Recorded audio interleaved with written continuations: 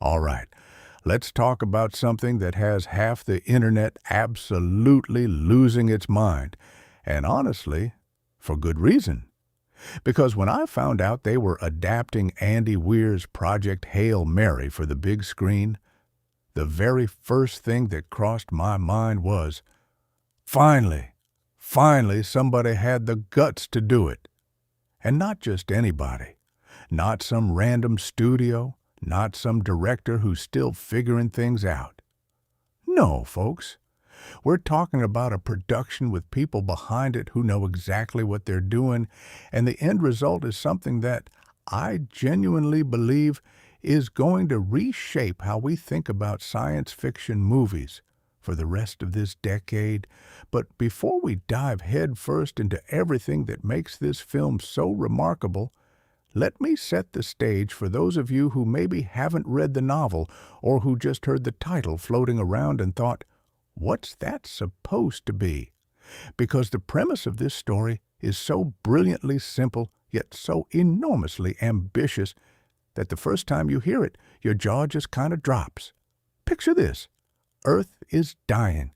Not from a meteor, not from nuclear war, not from zombies or killer robots. It's dying because the sun, our star, the source of all life on this planet, is losing its energy. Something is eating it. A type of extraterrestrial microorganism called astrophage is literally devouring the sun's energy. And if nobody does anything about it, within a few decades, Earth will plunge into an ice age that wipes out human civilization as we know it. And here's where the story gets really interesting, because humanity, in a desperate act of survival, decides to send a spaceship to a distant star system, the Tau Ceti system, because they've discovered that one of the stars in that system appears to be immune to the astrophage. Something in that star system is fighting back against this microorganism, and the mission is to get there, figure out what it is, and bring that solution back to Earth before it's too late. Now, who's on that ship? This is where things get even crazier, because the protagonist of this story, Ryland Grace, is not an astronaut. He's not a military pilot with years of training. He's not some genius scientist in the Tony Stark mold. He's a middle school science teacher. Yeah, you heard me right. A middle school science teacher who once was a promising molecular biologist, but left academic research for reasons that unfold gradually throughout the story.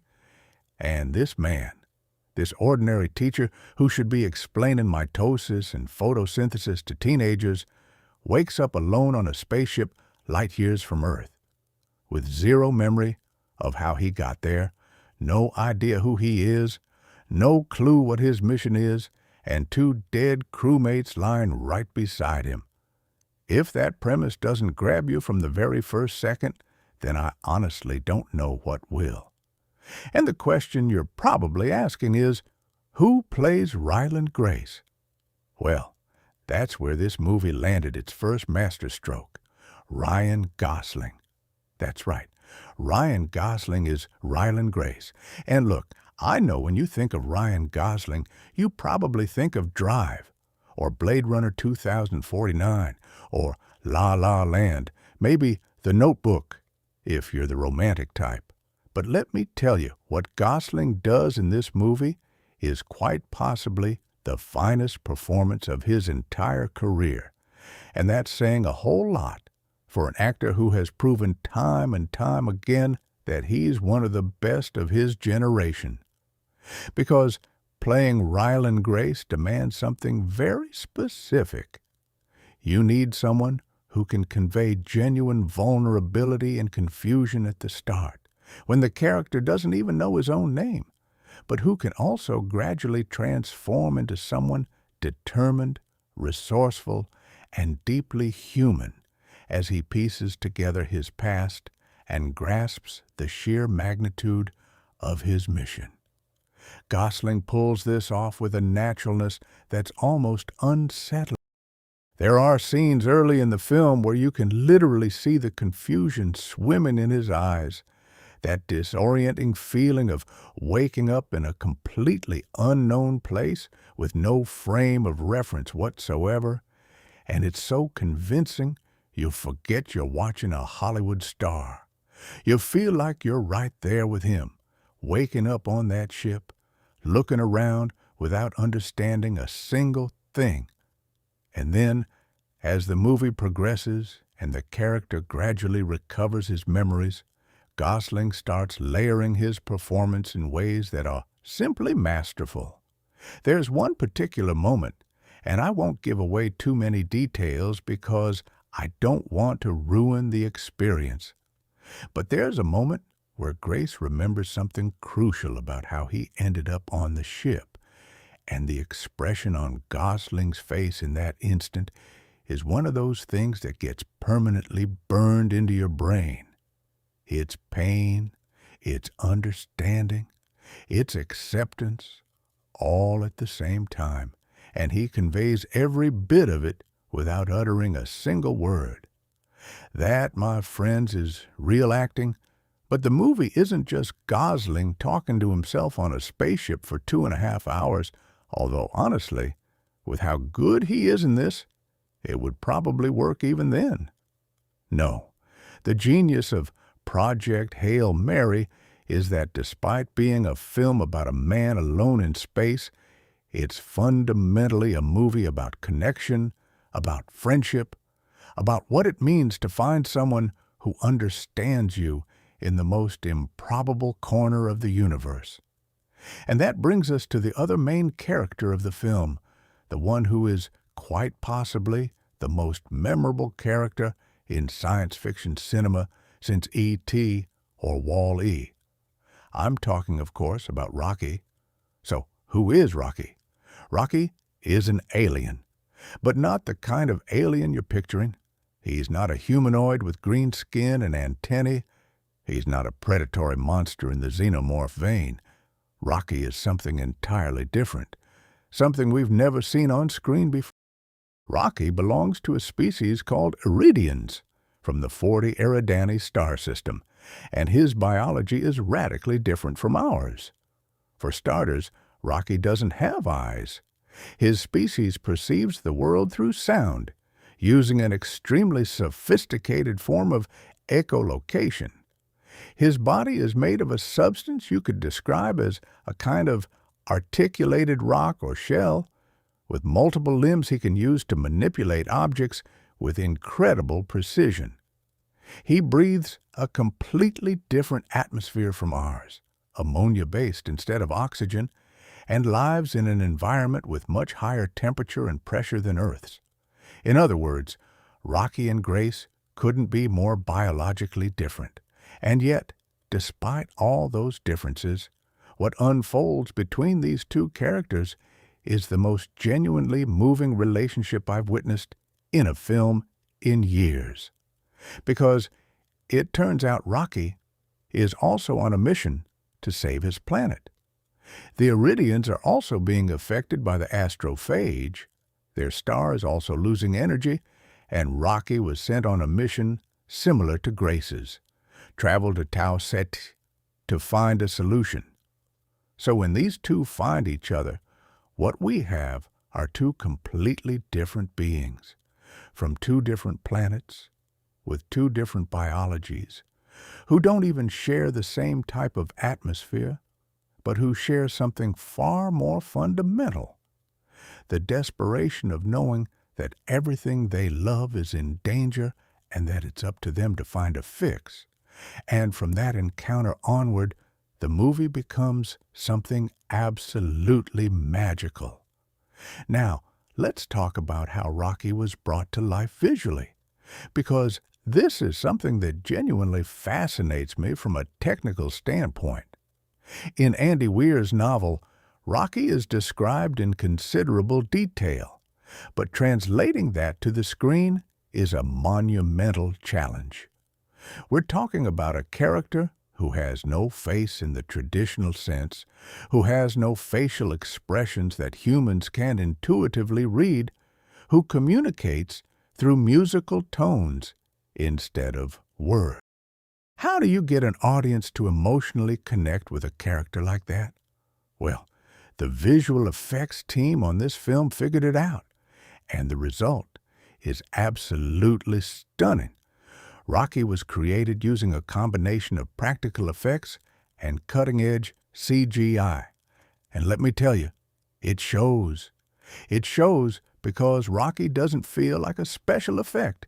He feels like a living being, like something that genuinely exists. The movements of his limbs have real weight and texture, the way his body reacts to situations, the way his articulated segments shift when he's excited or frightened or confused. Everything is crafted with a level of detail that is simply breathtaking. And even though Rocky has no face, the film manages to make you read his emotions through his body language and his musical vocalizations. There are moments where Rocky produces a particular sound, a kind of descending musical chord. And you know without anyone explaining it that Rocky is sad. Or there are moments where his limbs move rapidly in a specific pattern and you immediately understand he's excited. It's an achievement in character design and animation that I honestly think will be studied in film schools for decades to come. And speaking of the communication between Grace and Rocky, this is another aspect of the film that deserves its own discussion. Because when these two first encounter each other, they can't communicate at all. Grace speaks English. Rocky communicates through musical tones. They share no common language, no cultural reference points, nothing. So what follows is one of the most fascinating sequences I've ever seen in any movie. The gradual, painstaking process by which these two beings learn to communicate with each other. Grace starts with basic concepts, pointing at objects and saying their names, while Rocky reproduces musical tones for his equivalents. Bit by bit, they build a shared vocabulary, then a rudimentary grammar, and eventually they manage to have complex conversations about science, about their respective planets, about their missions, and even about their feelings. This language-building sequence could have been boring in the hands of a less skilled director, but here it's handled with incredible mastery. Every small breakthrough in communication feels like a victory. Every misunderstanding generates both humor and tension, and the moment they finally achieve their first real conversation is genuinely thrilling. It's one of those moments in cinema where you realize you're witnessing something special, something that goes beyond mere entertainment. Because what the film is saying with this sequence is profoundly beautiful, that the connection between intelligent beings transcends biological, cultural, and linguistic differences, that empathy and curiosity are universal forces, that friendship can bloom in the most improbable places between the most different beings, when both sides are willing to put in the effort to understand each other. All right, but let's talk now about the person behind the camera, because without a good director, everything I just described could have easily been a train wreck. And the person who directed Project Hail Mary is none other than Phil Lord. Yes, Phil Lord, one half of the Lord and Miller duo that gave us the Lego Movie, Spider-Man, Into the Spider-Verse, 21 Jump Street, and so many other films that prove these guys have a supernatural talent for taking concepts that sound impossible on paper and turning them into masterworks. Now, it's worth noting that this time Lord directed solo, without his usual partner, Christopher Miller, although Miller was involved in the project as a producer. And the reason Lord was the perfect choice for this project becomes evident from the film's very first minutes. Because Project Hail Mary required a director who could balance multiple tones simultaneously. You needed someone who could handle hard science with respect and precision, without dumbing it down to the point of losing its essence, but without making it so technical that general audiences would tune out. You needed someone who could create moments of genuine humor in the middle of a situation that is fundamentally desperate, because Weir's novel has a lot of humor, and losing that would have been a betrayal of the source material's spirit. You needed someone who could direct a film that's essentially a dialogue between two characters, one of whom is entirely computer-generated, and make that relationship feel as real and authentic as any relationship between two human actors. And you needed someone who could take a story with constant flashbacks between the past on Earth and the present in space, and weave those timelines together in a way that felt organic rather than confusing. Phil Lord accomplished all of that and more. His direction in this film is confident, inventive, and surprisingly emotional. There are sequences in this movie that are visually breathtaking, like the first time Grace sees the Tau Ceti system through his ship's window, or the sequence where Grace and Rocky work together to crack a particularly complex scientific problem, and Lord shoots them with an elegance and clarity that proves he has an eye for visual composition that goes far beyond what we might have expected based on his previous work, which was primarily comedies or animated features. But at the same time, Lord never loses sight of what truly matters in this story, which are the people, or rather, the beings at its center. Every visual decision, every camera movement, every editorial cut serves the emotional story, not the other way around. And that's something a lot of science fiction directors forget, that technology and special effects are tools, not the destination. Let's talk about the screenplay now, because the script for this film had to pull off something extraordinarily difficult. Adapt a novel of nearly 500 pages, stuffed with detailed science, complex technical explanations, and the protagonist's internal monologues, and turn all of that into something that works as a movie. The screenplay was written by Drew Goddard, who had already proven his ability to adapt complex material with The Martian, another Andy Weir novel that became a fantastic film directed by Ridley Scott.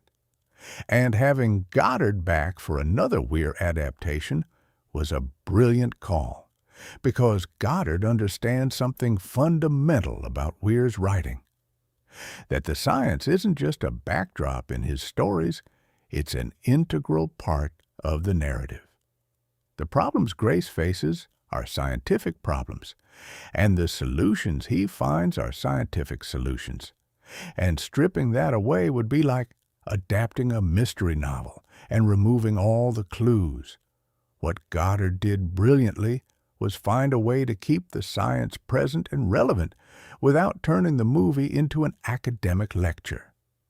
There are moments where Grace explains scientific concepts, but he does it in a way that feels natural, as if he's thinking out loud or explaining something to Rocky. And Rocky, being from a technologically advanced civilization but with different knowledge than humans, serves as the perfect conversation partner for these exchanges, because sometimes it's Grace teaching Rocky something, and sometimes it's Rocky teaching Grace something, and that two-way flow keeps the explanations fresh and dynamic. Goddard also made some interesting adaptation choices worth mentioning. The novel has a flashback structure that alternates between Grace's present on the ship and his memories of being recruited for the mission on Earth. And Goddard kept that structure but refined it for the cinematic medium. In the novel, the flashbacks are triggered by Grace's gradually recovering memories, and that works perfectly in written form because you can be inside the character's head. In the film, Goddard found visual and narrative ways to make these transitions that feel equally organic. Sometimes it's an object that triggers the memory. Sometimes it's a word. Sometimes it's a sensation. And each flashback doesn't just give us information about the past, but also illuminates something about the present in a way that makes both timelines enrich each other. Now, let's dig a bit deeper into the story's structure, because the way this film is constructed is genuinely fascinating. The movie essentially works on two simultaneous narrative levels. The first level is the present. Grace is on the ship, alone, with no memory, and he has to figure out who he is, where he is, what his mission is, and how to complete it before it's too late. This level is a story of survival and discovery, packed with tension and problems that Grace has to solve using his wits and his scientific knowledge. The second level is the past. Through flashbacks, we learn the story of how humanity discovered the astrophage, how the mission was organized, how Grace was recruited, and what events led to him being on that ship. This level is a political and personal story, full of fascinating characters and complex moral decisions. And this brings us to one of the most important characters in the film, even though she appears exclusively in the flashbacks, Ava Stratt. Ava Stratt is, without exaggeration, one of the most powerful and complex female characters I've seen in a science fiction film in a very long time. Stratt is the person in charge of the Hail Mary Project, the mission to save Earth. But she's not a scientist or a military officer. She's an administrator, an organizer, a leader who was appointed by the United Nations with virtually unlimited powers to do whatever is necessary to save humanity. And when I say whatever is necessary, I mean exactly that. Stratt is ruthless, pragmatic, cold, and absolutely relentless in her determination to see the mission through. She doesn't care about national borders. She doesn't care about diplomatic protocols. She doesn't care about anyone's feelings. If she needs a country's resources, she takes them. If she needs a specific person for the mission, she recruits them. And if that person refuses, she finds a way to compel them. If she has to sacrifice individuals to save the species, she does it without blinking. And what's fascinating about Stratt is that the film doesn't present her as a villain. It doesn't present her as a hero either. It presents her as what she is, a person who has accepted the heaviest burden a human being can accept, the responsibility for the survival of the entire species, and who has decided that no cost is too high to fulfill that responsibility. And you, as a viewer, find yourself constantly torn between admiring her and being horrified by her, sometimes within the same scene. There are moments where her decisions are so brutally pragmatic they make your stomach turn, but at the same time, you understand, on some level, why she makes them. Because she's right. If humanity goes extinct, nothing else matters. And that moral tension is one of the things that elevates this film above simple entertainment. The actress who plays Ava Stratt, and I'm going to hold off on naming names until it's officially confirmed because I don't want to spread incorrect information, since at the time of putting this together there were several names circulating, but whoever plays her delivers a performance with an intensity that is absolutely electrifying. Every scene with Strat has an underlying tension because you never know how far she's willing to go, and the answer invariably is further than anyone would think possible. And the dynamic between Strat and Grace in the flashbacks is one of the most interesting relationships in the film because Grace is, in many ways, Strat's opposite. Where she's cold, he's warm. Where she's pragmatic, he's idealistic. Where she sees numbers and probabilities, he sees people and consequences. And yet they need each other.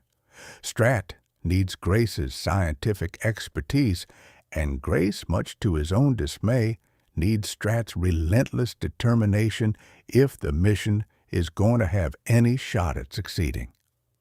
But let's swing back to the present timeline, to Grace on the ship, because there's a moment in the film that changes absolutely everything, and it's the moment Grace discovers he's not alone in the Tau Ceti system. I already mentioned Rocky, but what I didn't get into is how the encounter actually happens, and it's something the film handles with incredible skill. Grace picks up something on his instruments that shouldn't be there. Another ship. Not a human ship, obviously, because humans barely managed to send one vessel using the most advanced technology they had.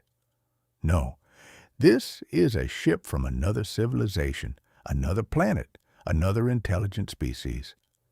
And the first contact sequence between Grace and Rocky is, without any exaggeration, one of the greatest science fiction sequences I've ever seen in my life. It's tense because Grace has no idea whether this alien being is friendly or dangerous. It's fascinating because Rocky's ship is completely different from Grace's, designed for a species with radically different biology and technology. It's emotional because when Grace finally understands that Rocky is there for the same reason he is, that Rocky is also trying to save his planet, there's a moment of mutual recognition that is profoundly moving. And it's funny because the first attempts at communication between Grace and Rocky are clumsy, confusing, and full of misunderstandings that generate moments of genuinely hilarious comedy. There's one scene in particular that has become legendary among fans of the novel and that the film reproduces beautifully. It's the scene where Rocky, after having established a basic vocabulary with Grace, says for the first time something equivalent to friends in his musical tones, and Grace, alone, light years from his home, carrying the weight of humanity's survival on his shoulders, hears that question and answers, "Yes, friends." And in that instant, something shifts. He's no longer one man against the universe. They're two beings, two improbable friends, working together to save their respective worlds. If you don't get a lump in your throat during that scene, I'd suggest checking whether you still have a pulse, because it hits you right in the chest in the best possible way. Now, let's talk a bit about the science in the film, because this is something that sets Project Hail Mary apart from virtually every other recent science fiction movie. Andy Weir is known for his commitment to scientific accuracy. In The Martian, the science was so precise that NASA praised the novel for its exactness. And in Project Hail Mary, Weir took that to an entirely new level. The astrophage, the microorganism consuming the sun's energy, is obviously a fictional creation, but it's designed with an internal biological and physical logic that is absolutely rigorous. The way it reproduces, the way it stores and uses energy, the way it migrates between stars, everything is thought through with a level of detail that makes you completely buy into it. And the film, to its credit, doesn't try to simplify this science to the point of losing its essence. There are sequences in the film where Grace has to solve complex scientific problems, and the movie takes the time necessary for us to understand what he's doing and why. And this is crucial because if you don't understand the science, you can't understand the tension. If you don't know why a particular experiment matters, you can't feel the thrill when it works or the despair when it fails.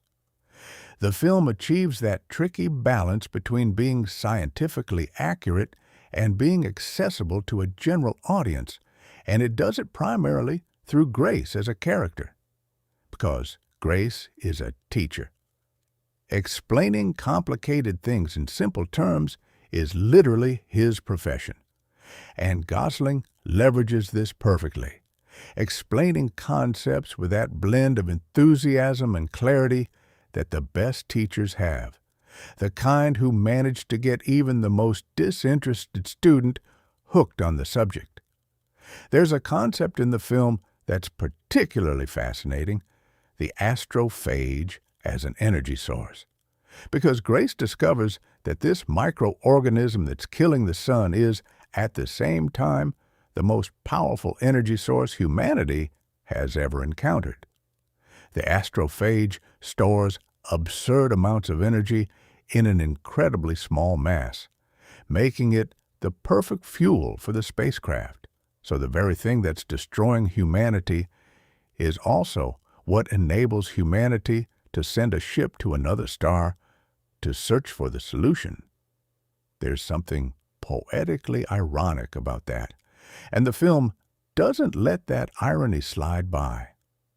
Grace makes a comment about it at some point, something along the lines of, "The universe has a really twisted sense of humor," and it's one of those moments where the movie proves it can be smart and accessible at the same time.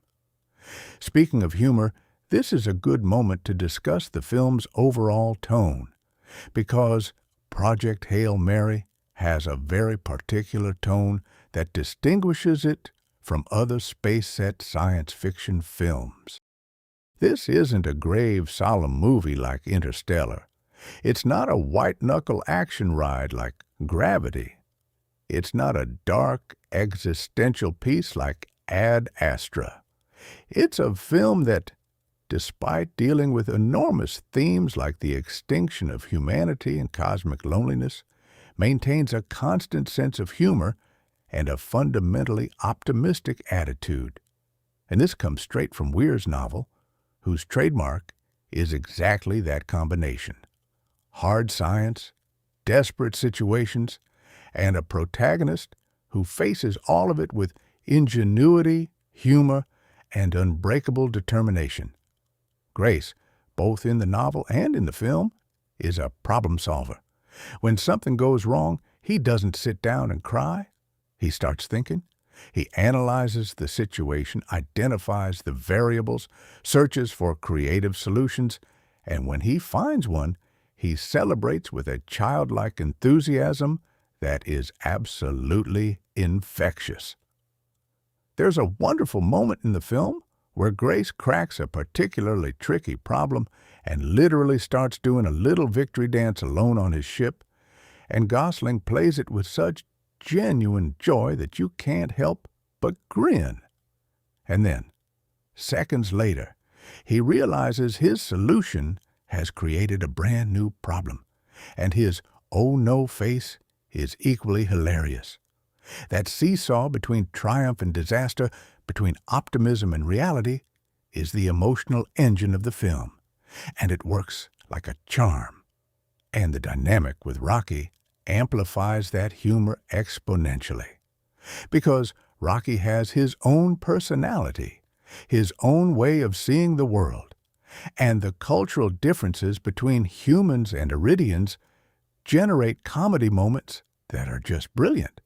Rocky, for instance, has a conception of danger that's radically different from Grace's.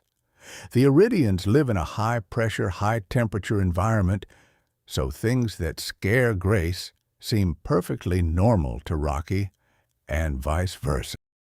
There's a scene where Grace explains to Rocky that humans need sleep, a state where you lose consciousness for hours.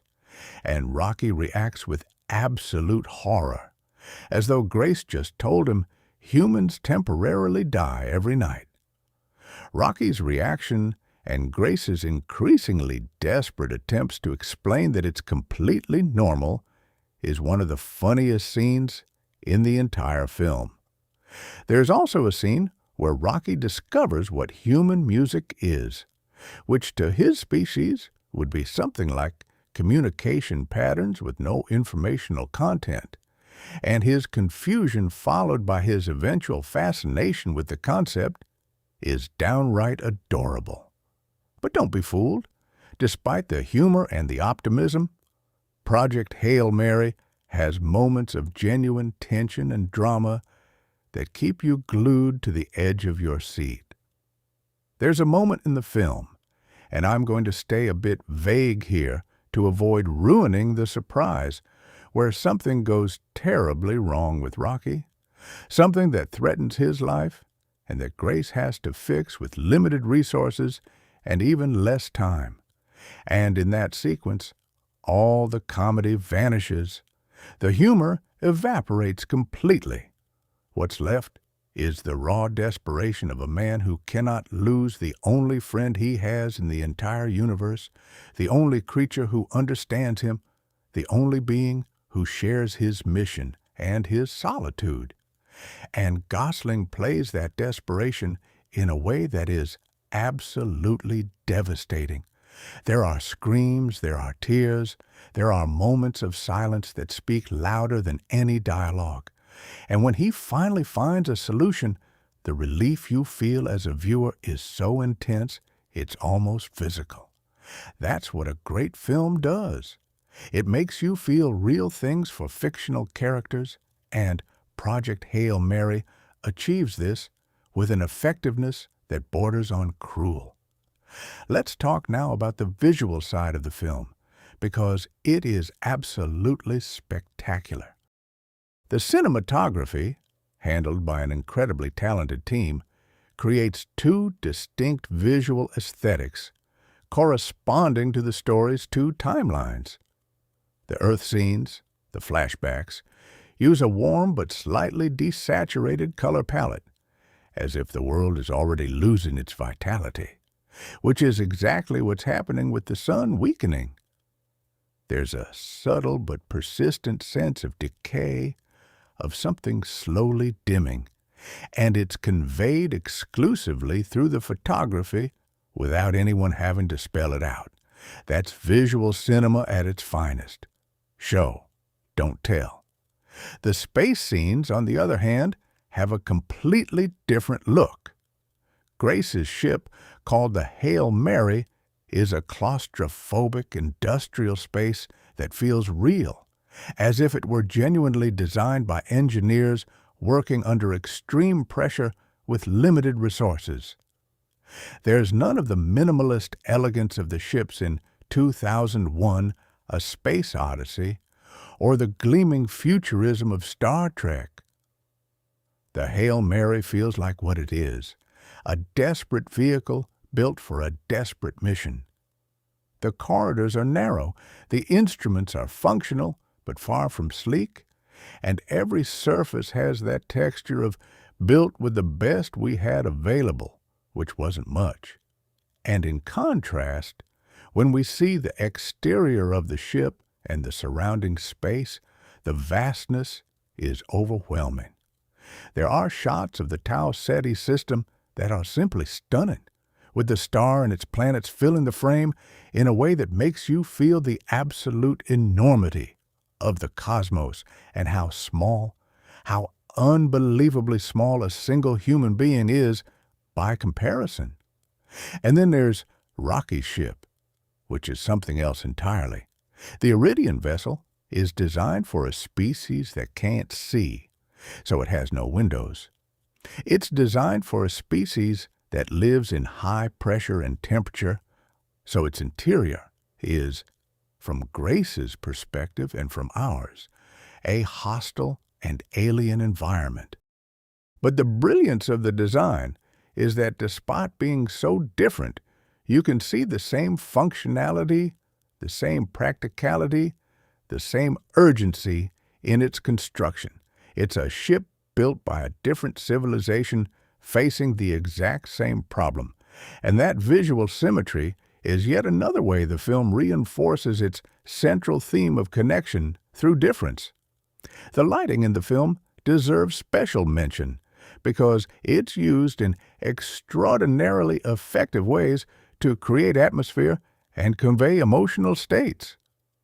The scenes of Grace alone on the ship early on, when he has no memory and is trying to figure out where he is, are lit with a cold, clinical light, almost hospital-like, reinforcing the feeling of disorientation and isolation.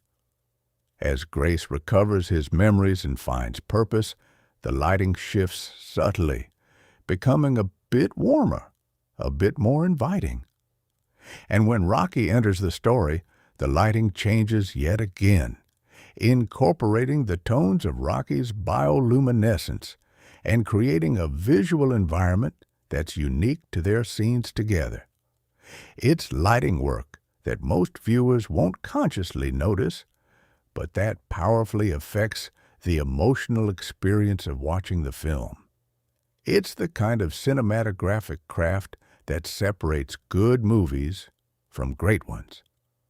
Let's talk about the soundtrack now, because the music in Project Hail Mary plays a particularly interesting and unique role due to Rocky's nature as a character. Rocky communicates through musical tones, so music in this film isn't just emotional accompaniment, it's literally woven into the narrative itself. The composer created a musical system for Rocky's language that is consistent and recognizable throughout the entire movie. When Rocky speaks, you hear tone sequences that, as the film progresses and you as a viewer become more familiar with them, you start to recognize. It's an incredible effect. By the end of the film, you can almost understand what Rocky is saying before Grace translates it, because you've internalized the musical patterns of his language. It's an auditory experience that I don't think exists in any other film out there. The orchestral score, for its part, is epic when it needs to be epic, intimate when it needs to be intimate, and knows when to shut up, which is equally important. There are moments in the film where silence is more powerful than any music, particularly the scenes where Grace sits alone staring out at the vastness of space. And the composer had the intelligence to let those moments breathe without filling them with sound. The contrast between the silence of space and the music of Rocky's language creates an auditory experience that is, in itself, a narrative about connection and isolation. Let's get back to the story, because there are aspects of the plot we haven't discussed yet that are fundamental to understanding why this film works so brilliantly. One of those aspects is the gradual revelation of how Grace ended up on the ship, and this is one of the best narrative decisions in both the novel and the film, because at first we assume Grace is a hero who volunteered for a suicide mission to save humanity. After all, that's what we expect from our protagonists in movies, especially science fiction movies. The brave astronaut who accepts the ultimate sacrifice for the good of all. But Project Hail Mary subverts that expectation in a way that is both surprising and profoundly honest about human nature. Because the truth is, Grace didn't volunteer. Grace didn't want to go. Grace, when confronted with the reality that this mission was probably a one-way trip, was scared. He felt the completely human and entirely understandable fear of not wanting to die, of not wanting to leave everything he knows and loves to embark on a journey from which he would probably never return. And it was Strat who made the decision for him. Strat, with her ruthless pragmatism, determined that Grace was the most qualified person for the mission, and when he refused, she found a way to make sure he went anyway. I'm not going to reveal exactly how she did it, because the reveal of that detail in the film is an absolutely gut-wrenching moment that I don't want to spoil. But let's just say the manner in which Grace ended up on that ship is one of the most morally complex and disturbing decisions in the entire movie. And the brilliant thing about this revelation is that it doesn't diminish Grace as a character. On the contrary, it makes him more human, more real, more relatable. Because courage isn't the absence of fear. Courage is acting in spite of fear. And Grace, once he's on the ship, once he accepts his situation, doesn't give up. He doesn't sit around feeling sorry for himself. He gets to work. He solves problems. He finds solutions. He does what needs to be done. And that, in a way, is more heroic than if he had volunteered willingly from the start. Because it's easy to be brave when you have no choice. What's hard is pushing forward when every fiber of your being is screaming at you to be afraid, and Grace does exactly that. This moral complexity is something that permeates the entire film. There are no purely good or purely evil characters. Strat does terrible things for understandable reasons. Grace has weaknesses and fears that make him human. Even the supporting characters in the flashbacks, the scientists, the politicians, the military officials involved in preparing the mission, are presented with nuance and complexity. There's a Russian scientist who initially opposes the mission, but ends up making an enormous sacrifice for it. There's an engineer who designs a crucial component of the ship, but has ethical reservations about how the whole project is being conducted. There's a politician who tries to undermine the mission for reasons that, from his perspective, are entirely logical. Every character has their reasons, their motivations, their own perspective on what it means to save humanity, and what costs are acceptable to achieve it. Now, let me address something fans of the novel are probably dying to know. How faithful is the film to the book? Well, like any adaptation, there are changes. It's unavoidable. A book of nearly 500 pages can't be translated page for page into a film of just over 2.5 hours, so things were condensed, things were cut, and things were rearranged. Some secondary characters from the novel were combined or eliminated to streamline the narrative structure. Some of the scientific problems Grace solves in the book were simplified or modified to work better in a visual format. And there are some changes to the order of events that were likely made for reasons of cinematic pacing. But the spirit of the book is there. The essence is there. The central themes are there. The relationship between Grace and Rocky, which is the absolute heart of the story, is not only preserved but enhanced by the cinematic medium.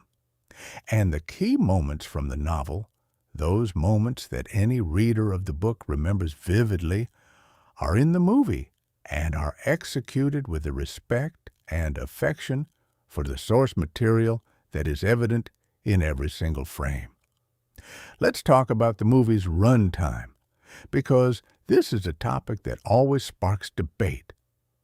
Project Hail Mary has a considerable length, which is somewhat unusual for a film that isn't part of an existing franchise or a sequel.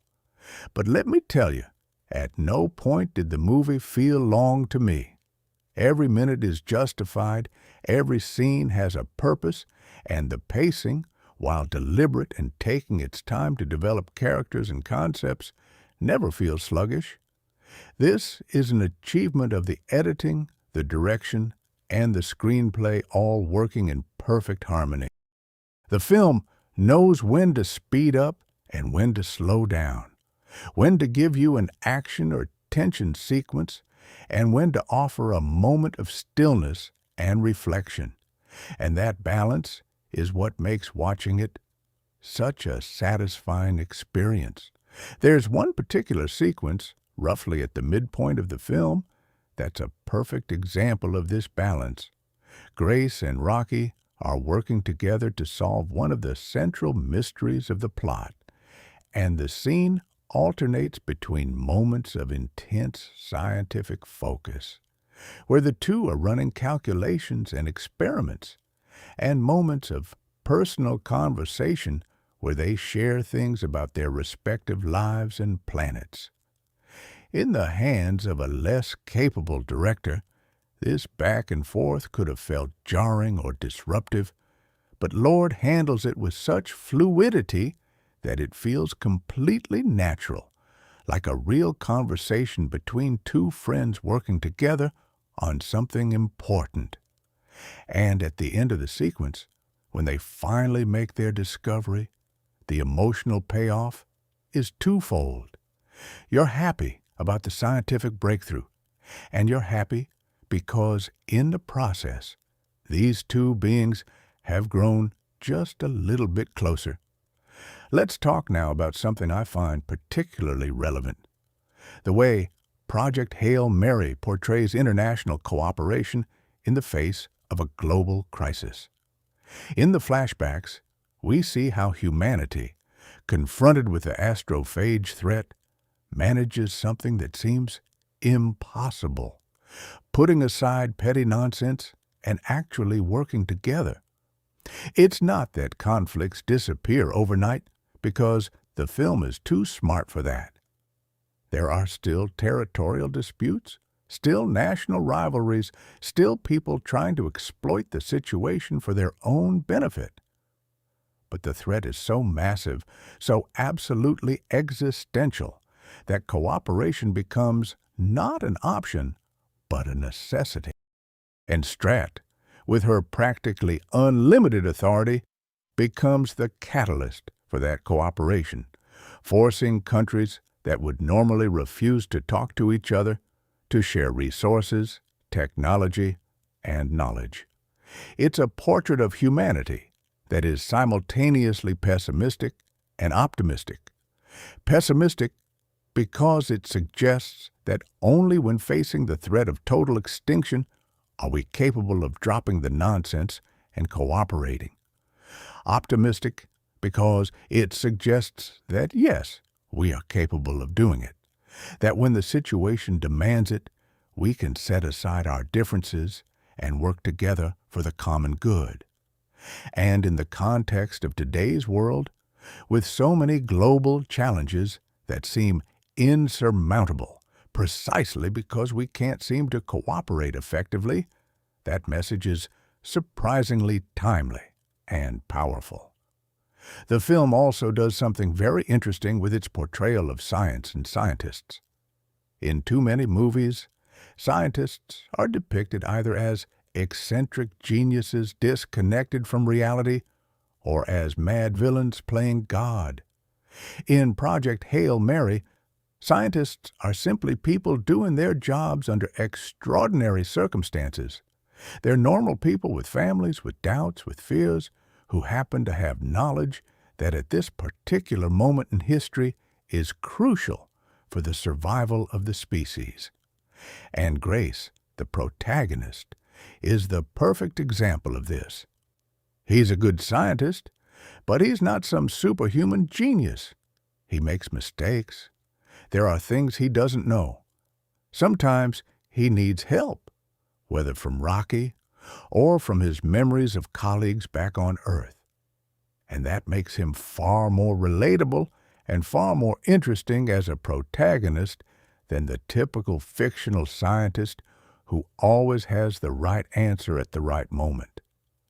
There's a moment in the film that illustrates this perfectly. Grace is up against a problem he can't crack. He's tried everything he can think of, and nothing works. And instead of having some brilliant epiphany that comes out of thin air, the way it happens in so many movies, Grace does something much more realistic. He asks Rocky for help. He explains the problem, describes what he's tried, and Rocky, with his different perspective and different body of knowledge, suggests an approach that would never have occurred to Grace. Not because he's less intelligent, but because he comes from a completely different scientific tradition and a completely different biology. The solution emerges from collaboration, not from individual genius, and that's a much more honest and much more inspiring message about how science actually works. Now, there's something I want to address, which is the way the film handles the concept of sacrifice, because it's a recurring theme throughout the entire story, and it's managed with a maturity and complexity that are truly impressive. Sacrifice appears at multiple levels. At the macro level, there's the sacrifice of resources that humanity has to make to fund the mission. Trillions of dollars, the industrial capacity of entire nations, resources that could have been used to alleviate immediate suffering, but that are allocated to a mission with uncertain odds of success. At the personal level, there are the sacrifices of the individuals involved, the crew members who know they probably won't return, the scientists who abandon their normal lives to work on the project, Strat, who sacrifices her own humanity for the sake of her mission. And at the protagonist level, there's Grace's ultimate sacrifice, being forced to go on a mission he didn't choose that will quite possibly cost him his life. But what's most interesting is how the film questions the very notion of heroic sacrifice. Because society, pop culture, the movies, they've all taught us that sacrifice for the greater good is noble, admirable, something to be celebrated. And yes, there is something noble in it. But Project Hail Mary reminds us that behind every heroic sacrifice, there's a person with a life, with dreams, with relationships, with fears, and that forcing someone to make that sacrifice, as Strat does with Grace, is an act of moral brutality that we shouldn't ignore or celebrate without nuance. The film doesn't give us an easy answer to the question of whether what Strat did was right or wrong. It simply presents the situation in all its complexity and lets us decide for ourselves. And that's what great cinema does. It doesn't tell you what to think. It gives you the tools to think for yourself. Let's continue with another aspect of the film that I find fascinating: the exploration of what it means to be human when you're completely cut off from humanity. Grace is alone, light years from Earth, with no real way to communicate with other humans. A radio signal would take years to arrive, so he can't call home for advice or just to hear a familiar voice. He's more isolated than any human being in history, more isolated than Arctic explorers, more isolated than astronauts on the International Space Station, more isolated than any castaway on any deserted island. And the film explores what that isolation does to a person, how it affects them psychologically, how it changes their perspective on everything. There's an early scene in the film, before Grace finds Rocky, where you can clearly see the weight of solitude pressing down on him.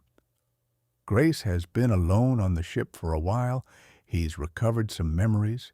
He knows who he is and what he's supposed to do, but the sheer enormity of his situation is crushing him. He's alone, completely alone. And in that moment, Gosling does something brilliant as an actor. He simply sits and stares into the void. He doesn't say anything. He doesn't cry dramatically. He just sits and looks and on his face you can read the absolute weight of cosmic loneliness. It's a small, quiet moment, lasting maybe 30 seconds, but it's one of the most powerful in the entire film. And then, when Rocky shows up, the transformation in Grace is remarkable. It's like someone who's been walking alone through an infinite desert suddenly stumbles upon another person. The joy, the relief, the hope that Grace feels at having anyone to share his experience with is palpable. And the beautiful thing is that Rocky feels exactly the same way. Rocky is alone too. Rocky is far from home too. Rocky also feels the weight of responsibility and solitude. And when these two beings find each other, it's as if they've both found an oasis in the middle of the desert of space.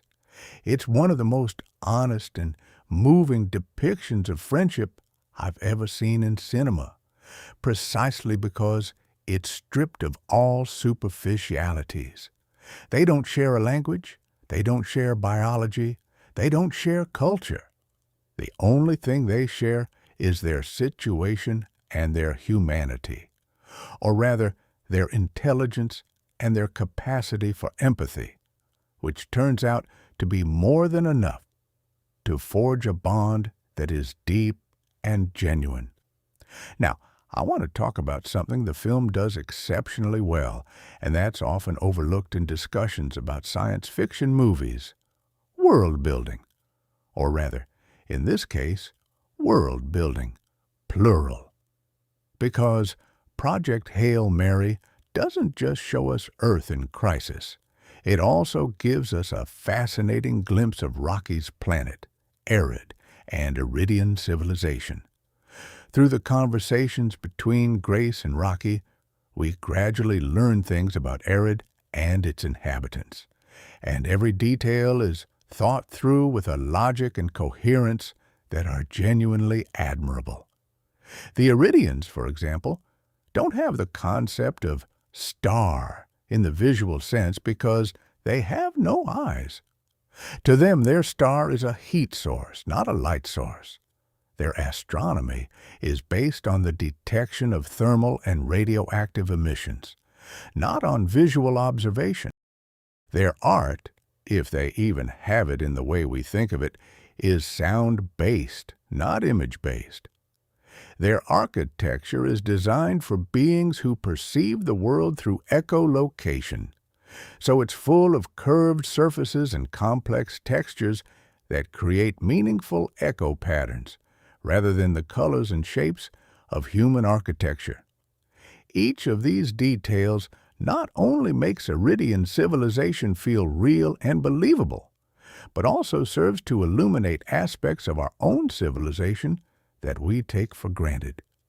Because when Grace tries to describe color to Rocky, for instance, and Rocky simply cannot grasp the concept because he has no analog for it in his experience, it makes us reflect on how fundamental our sensory experiences are to our understanding of the world. And when Rocky describes to Grace what it's like to perceive the world through sound, with a richness and precision that goes far beyond what a human can detect auditorily, it reminds us that our way of perceiving reality is just one of many possible ways, and not necessarily the best or most complete. This exploration of otherness, of what it means to be genuinely different, is one of the film's most impressive achievements. Because Rocky isn't a human in alien costume, the way so many science fiction extraterrestrials are. Rocky thinks differently, perceives differently, feels differently. His priorities, his values, his approach to problems, everything is subtly but significantly different from what's human. And yet, despite all those differences, Grace and Rocky manage to connect, to communicate, to understand each other, and to care about each other. And that is ultimately what the film is saying, that intelligence, curiosity, empathy, and friendship are values that transcend biological, cultural, and sensory differences. It's a profoundly humanist message expressed through a story involving a being that isn't human, and that paradox is part of what makes the film so special. Let's talk now about the special effects more broadly, because Project Hail Mary is a film that depends enormously on its effects to work, and fortunately, the effects are exceptional. We've already discussed Rocky, who is probably the film's greatest effects achievement, but there's so much more. Space in this movie looks absolutely breathtaking. The stars, the planets, the nebulae, everything is rendered with a level of detail and realism that makes you feel like you're looking at images from the James Webb Telescope rather than computer-generated effects. The Hail Mary ship, both inside and out, has an obsessive level of detail. You can see the rivets in the walls, the wear marks on the equipment, the small details that tell you this ship was built in a hurry and under pressure. Everything contributes to the immersion, to the feeling that this place is real and this story is actually happening. There's one particularly impressive effect sequence involving the astrophage. When Grace first observes the astrophage under the microscope on the ship, what he sees is a microscopic creature of alien beauty that is simultaneously fascinating and unsettling. The animation of the astrophage, with its alien biological processes rendered visually, is a remarkable achievement in fictional biological design. You can see how it stores energy, how it reproduces, how it moves. It's science fiction made tangible, and it's absolutely captivating. The effects representing Rocky's perspective also deserve a mention, because the film has moments where we see, or rather hear, the world as Rocky perceives it.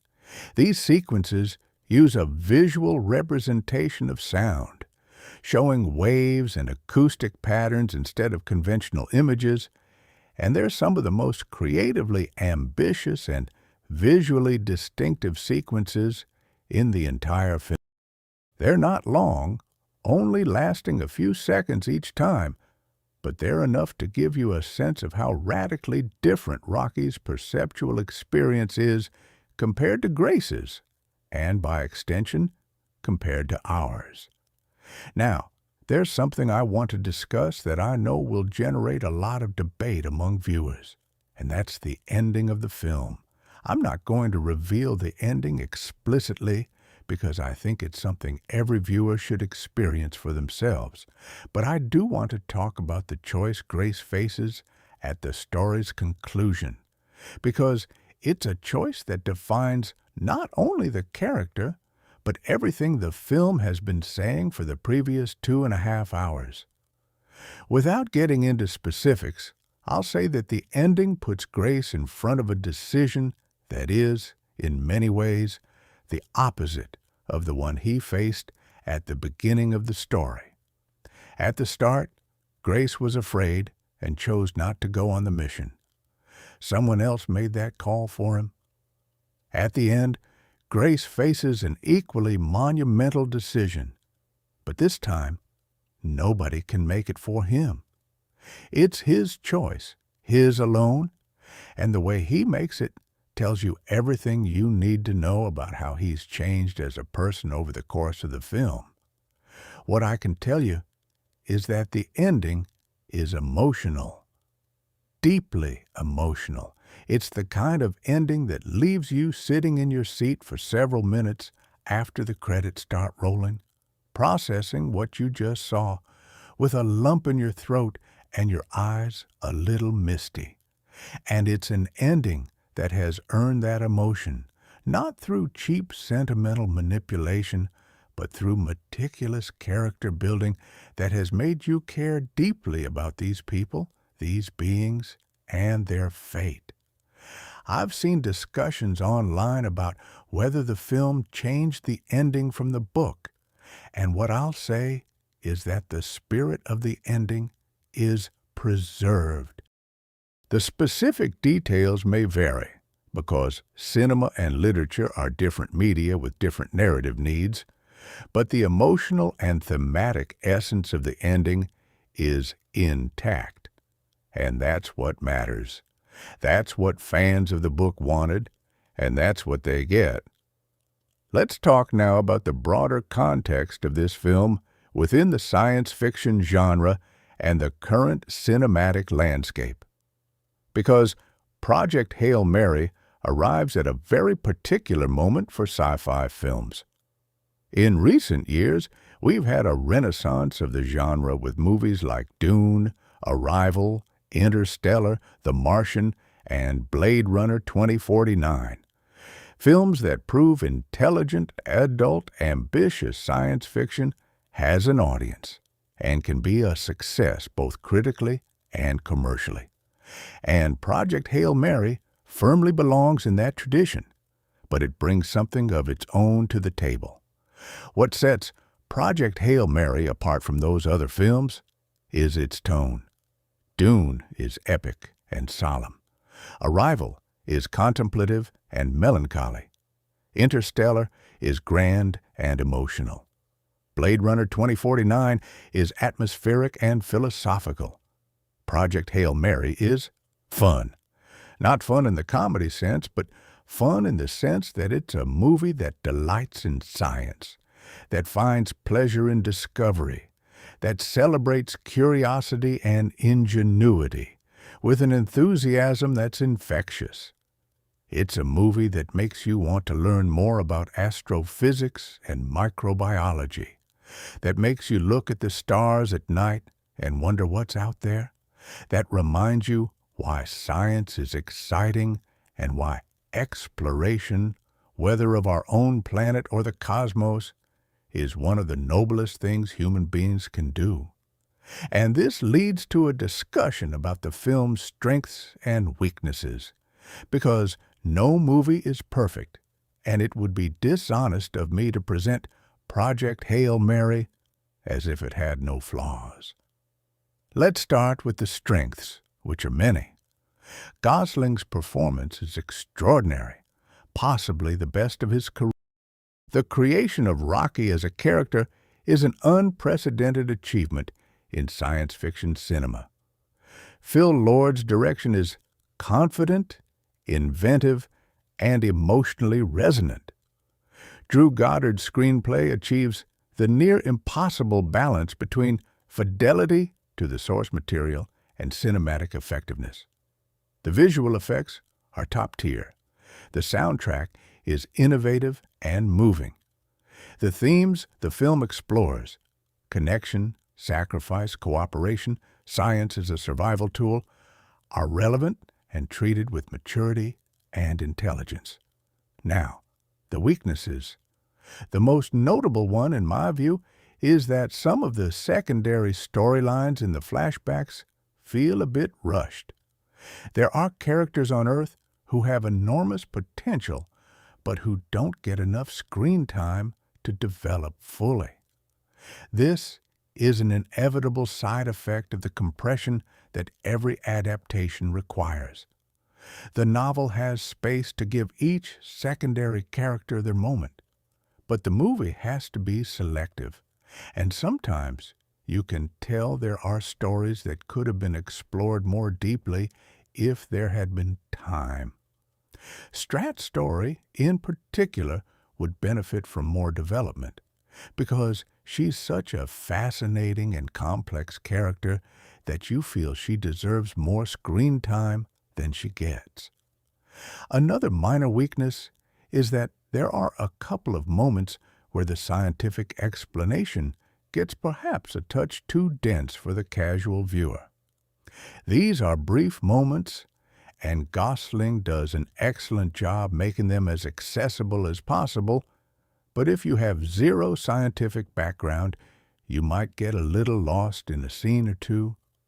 That said, the film is designed in such a way that you can miss the specific details of the science and still follow the story and connect with it emotionally.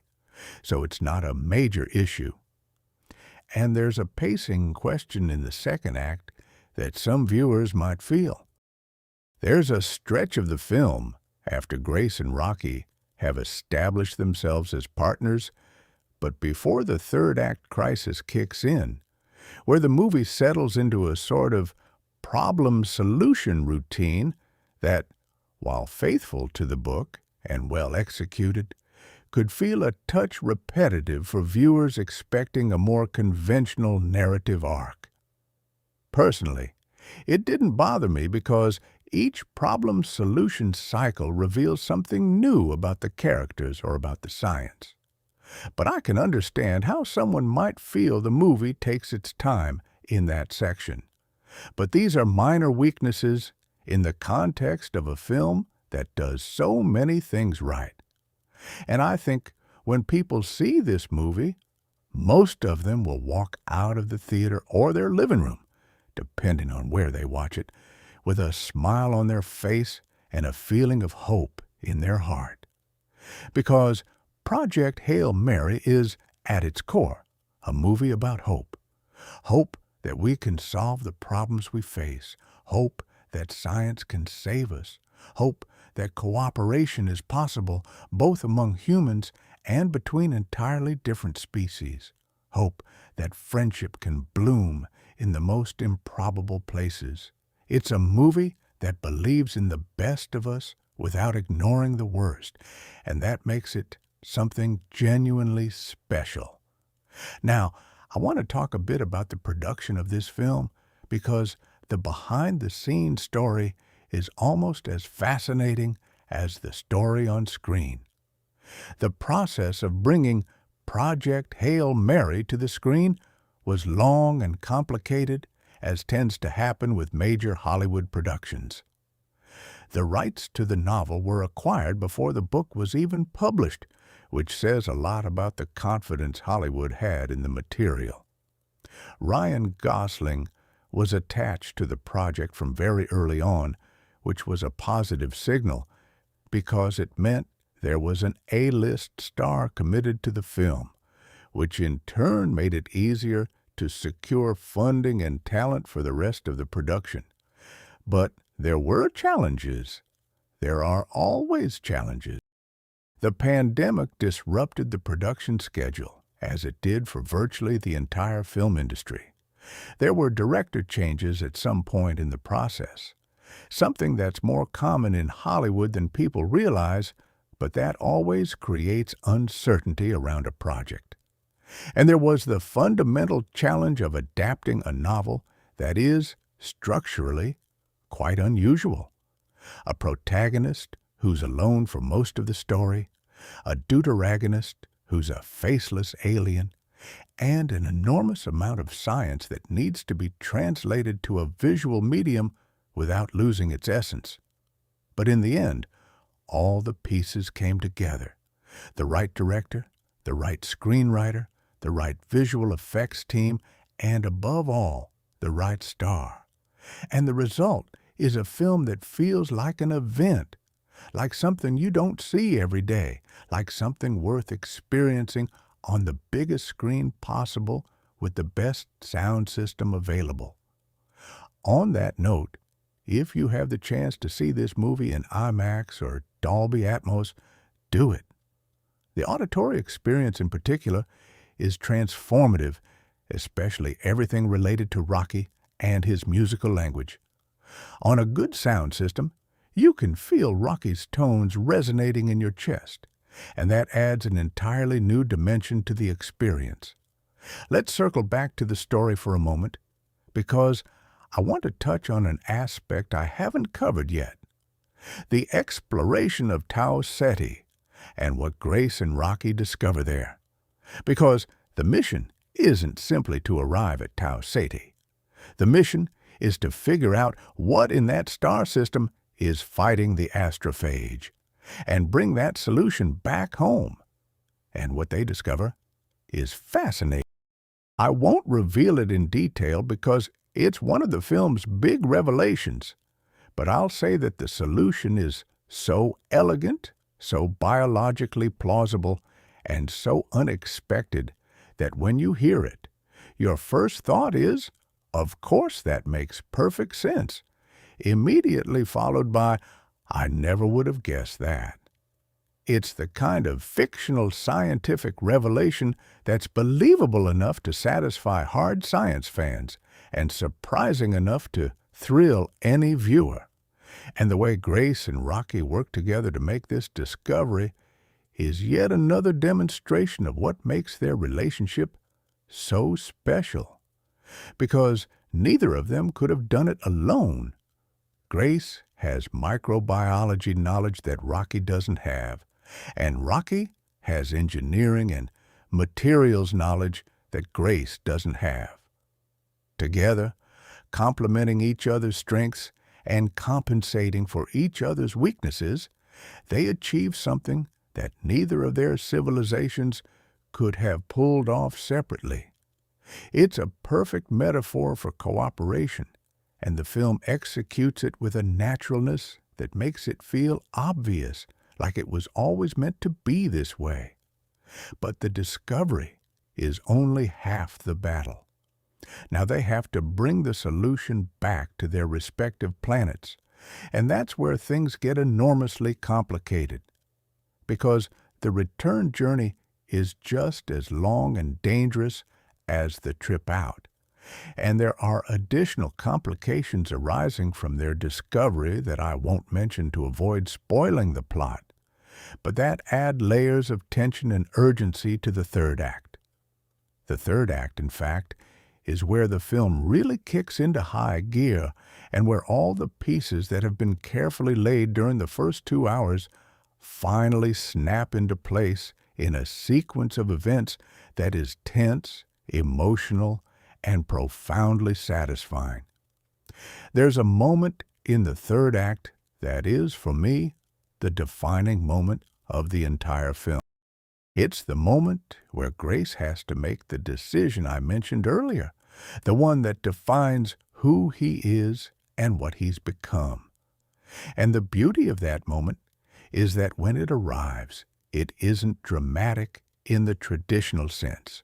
There are no explosions, no epic music, no inspirational speech. It's a quiet, almost intimate moment where Grace simply decides.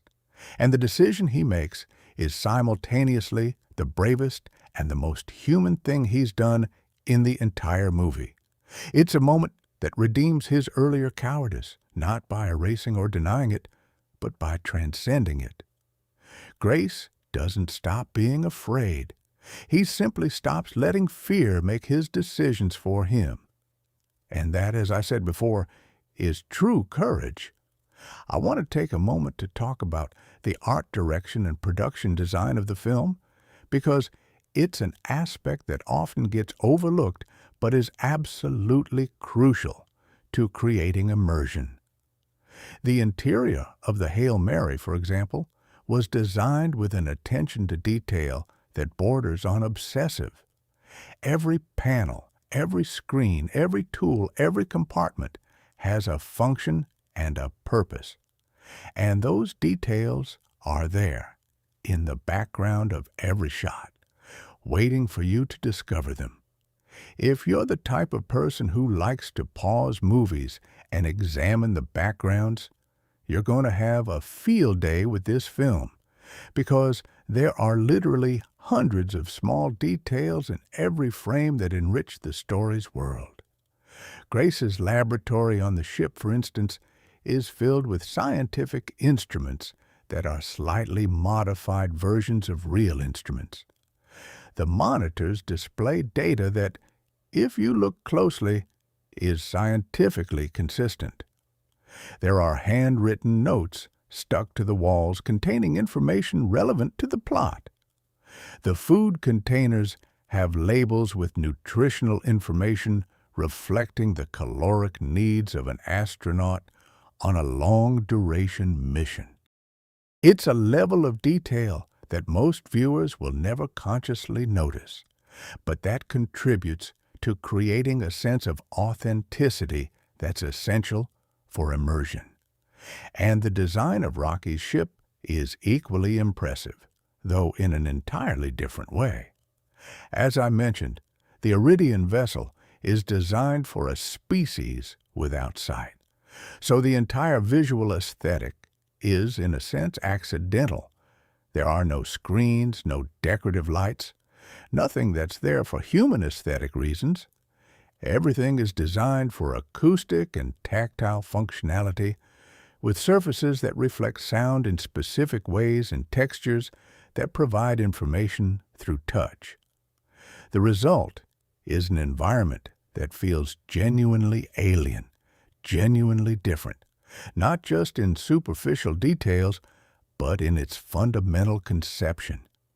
And when Grace visits Rocky's ship, or rather connects to it through a pressurized tunnel, since he can't survive in Rocky's atmosphere, his reaction of awe and disorientation is completely convincing, because the space truly feels like something designed by a radically different mind.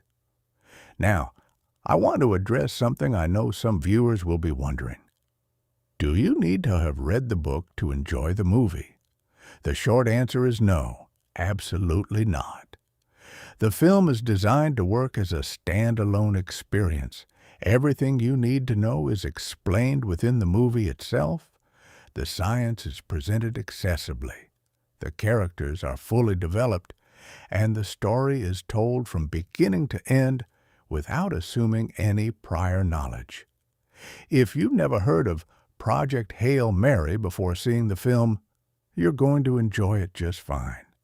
That said, does having read the book add something? Yes, definitely. If you've read the novel, you'll appreciate the adaptation choices the creative team made. You'll notice the details they kept, the changes they made, and the ways they expanded or condensed certain elements.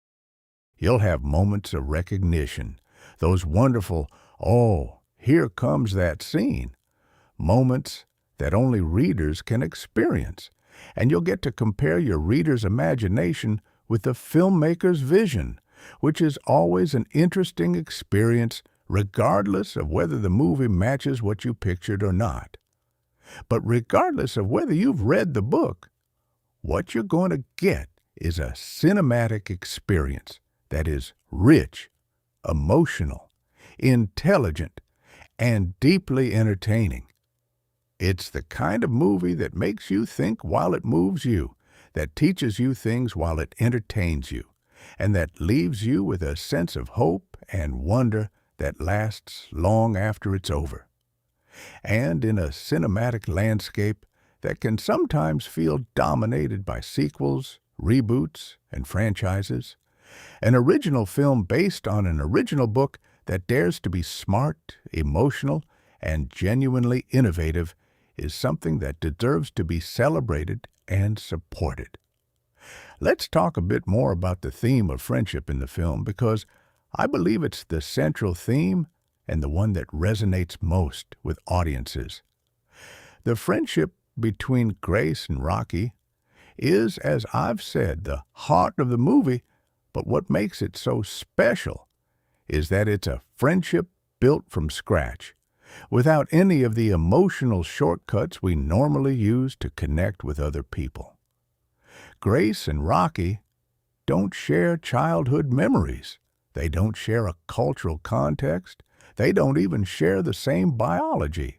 Their friendship is built brick by brick, conversation by conversation, solved problem by solved problem, and every step of that construction feels earned, deserved, authentic. There's a beautiful progression in the relationship that the film traces with delicacy. At first, it's cautious curiosity. Then it's cooperation out of necessity. Then it's mutual respect. Then it's trust. And finally, it's love. Not romantic love, but that deep, genuine love you feel for a true friend, for someone who knows you, accepts you, challenges you, and supports you. And when you reach that final stage of the relationship, when Grace and Rocky are genuinely friends in the deepest sense of the word, the film has achieved something extraordinary. It's made you love a character who has no face, who has no facial expressions you can read, who speaks in musical tones you can't directly understand. And it's done so without tricks, without manipulation, simply by showing you two intelligent beings who care for each other. It's beautiful in its simplicity and devastatingly effective in its emotional impact.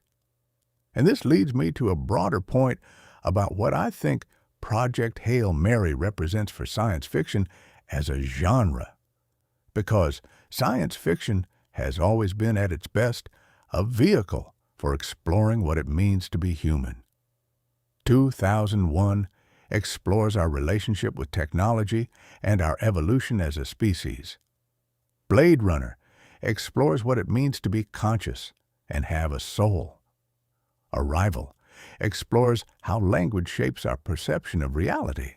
And Project Hail Mary explores something equally fundamental: the capacity for connection.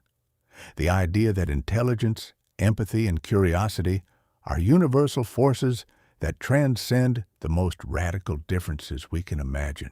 That no matter how different we are, if we're willing to put in the effort to communicate and understand each other, we can find common ground and build something valuable on it. In a world where the differences between people, countries, cultures, and ideologies often seem insurmountable, that message is more relevant than ever. And the fact that it's delivered through a story about a science teacher and an eyeless alien who communicates through music makes it even more powerful, because if these two radically different beings can find a way to be friends and work together, what excuse do we have for not doing the same with people who share our planet, our biology, and in many cases, our language? All right, let's move on to something a bit more technical, but equally interesting. The way the film uses its flashback structure to create dramatic tension. I touched on this briefly before, but I want to go deeper, because it's one of the most skillfully executed aspects of the movie. The flashbacks aren't presented in strict chronological order. They're presented in the order Grace recovers his memories, which means we sometimes get information out of sequence.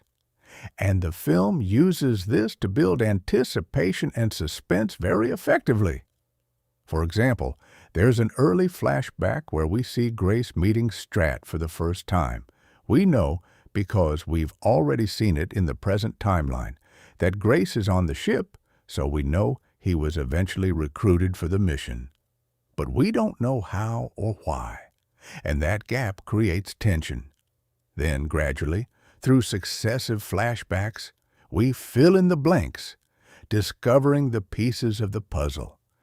And each piece doesn't just answer a question, it generates new ones. It's extraordinarily precise screenplay work, where every revelation is calibrated to maximize its dramatic impact. There's one flashback in particular that's especially devastating, and it's the one that reveals the true nature of how the Hail Mary's crew members were selected. Up until that point in the film, we've assumed certain things about Grace's crewmates, the two bodies he found dead when he woke up, and the flashback reveals a truth that completely reshapes our perspective on the mission and on Strat. It's one of those moments where everything you thought you knew gets rearranged, where you have to reevaluate everything you've seen up to that point, and the film places it at the perfect moment in the narrative for maximum impact. The editing of these flashbacks also deserves recognition. The transitions between present and past are fluid and creative, sometimes using a camera movement, sometimes a sound effect, Sometimes just a clean cut, but always in a way that feels organic and never confusing. You never lose track of where you are temporally, which is a remarkable achievement considering the film constantly alternates between two timelines and multiple locations. And speaking of locations, the Earth scenes are visually very different from the space scenes, which helps orient the viewer in time. The Earth scenes are shot with a more naturalistic aesthetic, with natural light, real locations, and a more mobile camera. The space scenes have a more controlled aesthetic, with artificial lighting, designed sets, and a more static camera. This visual contrast not only helps you immediately know whether you're in a flashback or the present, but also reinforces the emotional difference between the two timelines. Earth is chaotic, full of people and politics and messy emotions. Space is ordered, silent, lonely, and Grace has to navigate both worlds to complete his mission. Something I want to mention because I think it's important for understanding the cultural impact this film is going to have is the way it treats science as something accessible and exciting.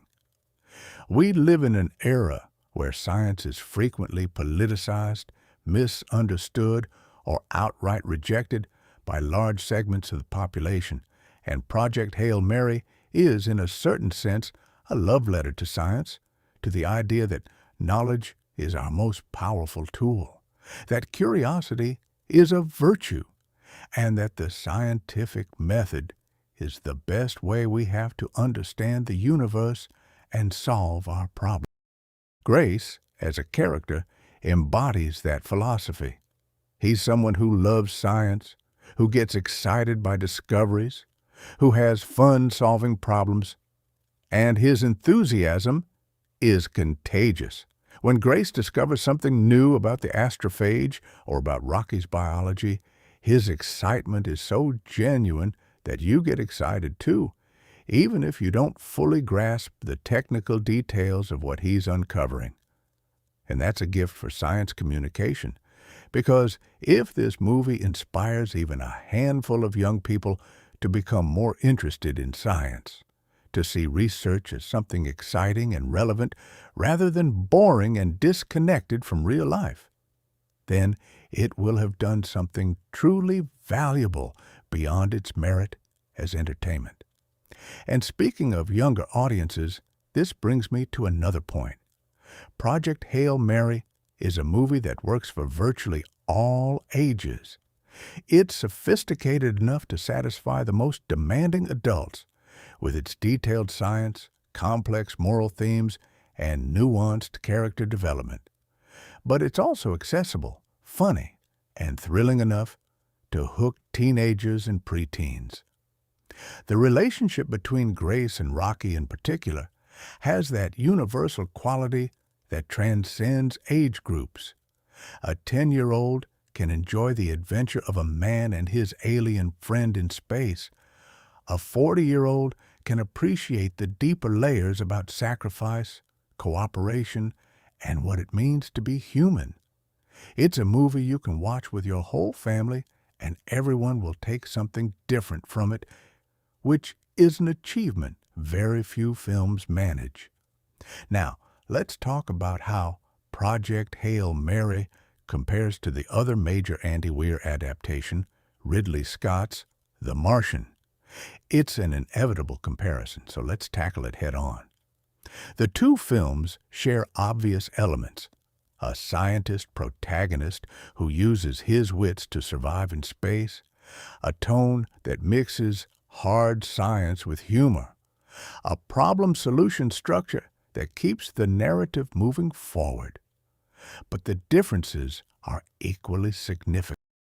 The Martian is fundamentally a story of individual survival with a collective rescue component. Mark Watney is stranded on Mars, and Earth is trying to bring him home. The tension comes from the distance and technical obstacles between Watney and his rescue. Project Hail Mary is something more narratively complex. Yes, there's survival, but there's also discovery. There's first contact with an alien species. There are moral questions about sacrifice and individual autonomy. There's world building that spans two civilizations. The scale is larger, the themes are deeper, and the emotions are more complex.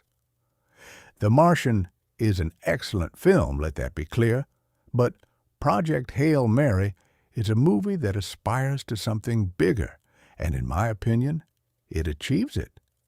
It's not just a film about a man surviving in space. It's a film about what connects us as intelligent beings, about the power of cooperation in the face of the most extreme adversity, and about the capacity of the human and non-human spirit to find hope even in the most desperate circumstances. It's a movie that makes you laugh, makes you cry, makes you think, and fills you with awe, sometimes all in the same scene. And that is extraordinary. All right, I think I've covered quite a lot of ground, but there's one final aspect I want to discuss before giving my overall verdict, and that's whether Project Hail Mary marks a turning point for a particular kind of science fiction in cinema. Because what this film demonstrates is that you can make science fiction that is intelligent, scientifically rigorous, emotionally complex, and commercially viable all at once. You don't have to choose between being smart and being entertaining. You don't have to choose between being scientifically accurate and being accessible. You don't have to choose between having thematic depth and having visual spectacle. You can have all of that at the same time if you have the talent, the ambition, and the commitment to pull it off. And this matters because the film industry tends to learn from successes. When a movie like Project Hail Mary works, it opens the door for more movies like it. Studios see there's an audience for intelligent science fiction and become more willing to fund similar projects. Directors and writers feel more confident proposing ambitious, original stories. And audiences come to expect more from their entertainment, refusing to settle for simplistic, superficial sci-fi when they know something better is possible. So yes, I think Project Hail Mary is going to be one of those films that marks a before and after, not necessarily for being the greatest science fiction film ever made. That's a very long and very subjective conversation. But for proving there's a viable path to making science fiction that is simultaneously smart, moving, funny, and successful. And that's something worth celebrating. Now, if you ask me whether I recommend this movie, the answer is an absolute resounding, no reservations yes. Yes, I recommend it. I recommend it if you like science fiction. I recommend it if you like great acting. I recommend it if you like stories about friendship. I recommend it if you're into science. I recommend it if you simply want to spend 2.5 hours watching something that is genuinely good, something that's going to make you feel things, make you think, and leave you with a smile and maybe a couple of tears. Go see it.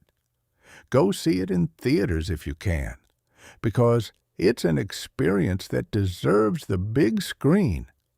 And if you can't make it to a theater, watch it on the best screen you have available, with the best sound you can get.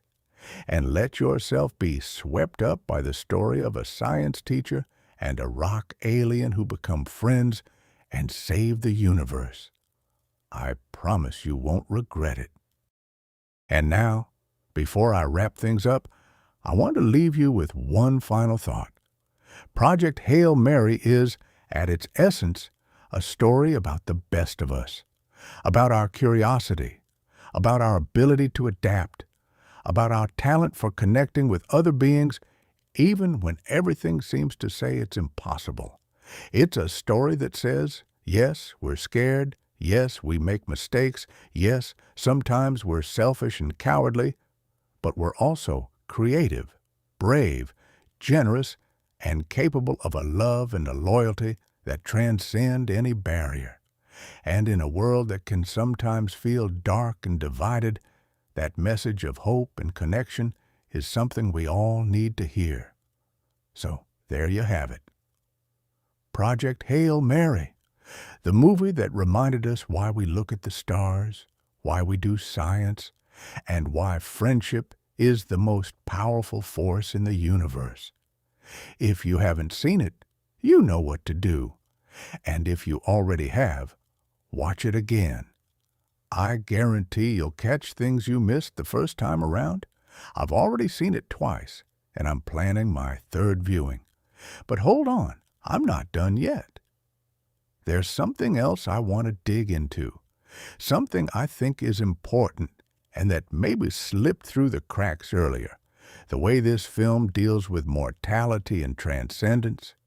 Because Project Hail Mary is, on a level that isn't immediately obvious, a movie about death and about what we do with the time we have. Grace is on a mission that is, in all likelihood, a one-way trip. He knows it. Rocky knows it. Both of them are, in a sense, confronting their own mortality every single day they spend on that ship. And the way each of them deals with that is revealing both about their characters and about their respective cultures. Grace, as a human, oscillates between acceptance and defiance. There are moments where he serenely accepts that he'll probably never see Earth again, and there are moments where that reality hits him with a force that is almost physical. Rocky, for his part, has a fundamentally different relationship with death than a human does. For the Iridians, individual death is sad, but not tragic in the cosmic sense, because what matters to them is the survival of the species, not of the individual. This cultural difference generates some of the most interesting conversations between Grace and Rocky. Conversations where they explore the different ways intelligent civilizations can conceptualize death and the meaning of life. There's a scene, and this is one of my favorites in the entire movie, where Grace asks Rocky if he's afraid of dying. And Rocky responds with that directness that's so characteristic of him, that he's not afraid of dying, but he is afraid of failing, of not completing the mission, of his planet perishing because he wasn't smart enough, fast enough, good enough. And Grace, hearing that, realizes he feels exactly the same way, that his greatest fear isn't his own death, but the possibility that his failure will condemn billions of beings. And in that moment of mutual recognition, the difference between human and Iridian disappears entirely. They're simply two beings carrying the same impossible weight, and the fact that they share that weight, that they know they're not alone in it, is what gives them the strength to keep going.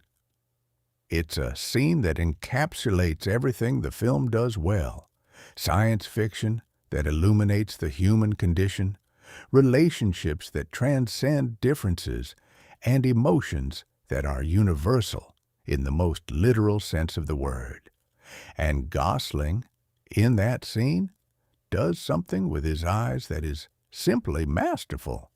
Without words, without dramatic gestures, just through the way his eyes shift when he processes what Rocky just said, he conveys a recognition, an understanding, a connection that is absolutely electric.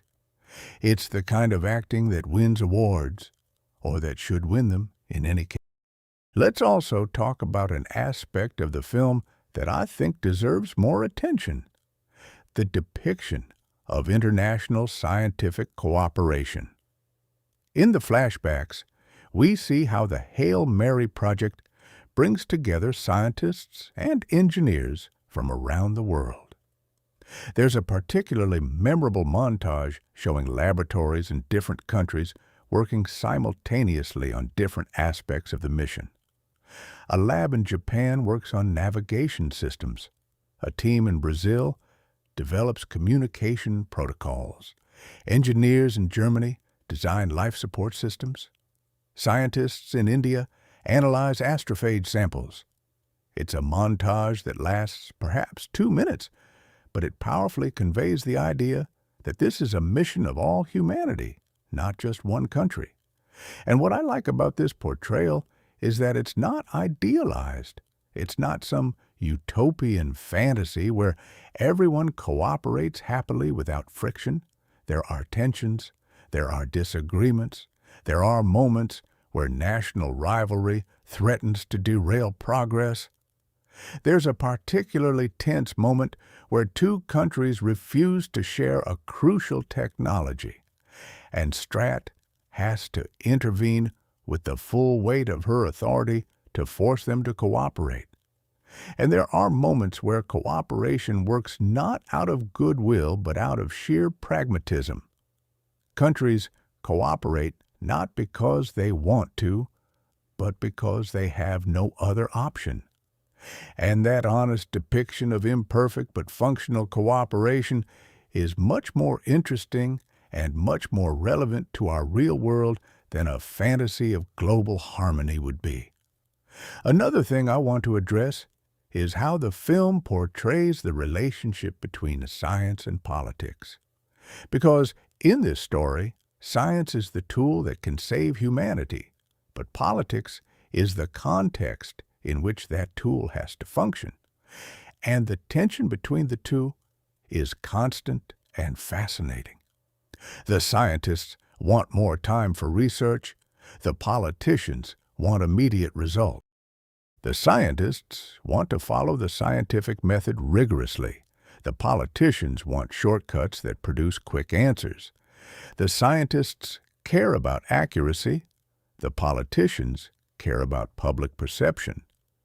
And Strat navigates that tension like a tightrope walker, sometimes siding with the scientists, sometimes with the politicians, always with the ultimate goal of species survival as her unwavering North Star. There's a scene in the flashbacks that illustrates this perfectly. A group of politicians wants to publicly announce the existence of the astrophage and the mission to combat it, arguing that the public has a right to know. The scientists oppose this, arguing that public panic could destabilize the institutions needed to complete the mission. Strat has to decide, and the decision she makes is fascinating for what it reveals about her personality and priorities. I won't say what she decides, but I'll say her reasoning is impeccable from a pragmatic standpoint, even as it's deeply disturbing from an ethical one.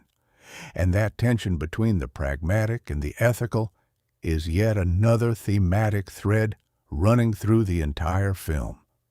Now, I've been talking a lot about the positive aspects of the movie, and I've already mentioned some minor weaknesses, but I want to be a bit more specific about one criticism I've seen frequently, and that I think has some merit: the issue of science as narrative magic. Some viewers and critics have pointed out that despite the film's overall scientific accuracy, there are moments where science becomes a kind of deus ex machina, where Grace solves problems in a way that, while scientifically plausible, requires a level of luck or intuition that borders on narratively convenient. And it's a fair criticism. There are a couple of moments, particularly in the second act, where Grace makes a connection or has an idea that, while technically not impossible, feels a bit too opportune. These are moments where the narrative needs to advance, and science provides the solution in a way that's slightly more convenient than it would be in real life. But honestly, This is a problem shared by virtually all fiction, not just science fiction. Stories require a certain degree of coincidence and narrative convenience to work. And Project Hail Mary gets away with it much better than most, because even when the solutions are convenient, they're scientifically coherent. They don't violate the laws of physics or invent technology from nowhere. They simply require the protagonist to be a little quicker, a little smarter, a little luckier than a real person in that situation would probably be. And to me, that's a minor sin at most. Another criticism I've seen is that the film, by being so faithful to the novel in many respects, inherits some of the novel's weaknesses. For example, the female characters, aside from Strat, are relatively scarce and underdeveloped. It's something the novel has been criticized for, and that the film doesn't fully correct. There are a couple of female characters in the flashbacks who have interesting moments, but who don't receive enough development to feel like complete characters. It's a weakness that doesn't ruin the movie by any stretch, but it's noticeable in a cinematic landscape where diverse and balanced gender representation has rightly become a standard expectation. But these are, as I said, minor weaknesses in the overall context of a film that does so many things extraordinarily well.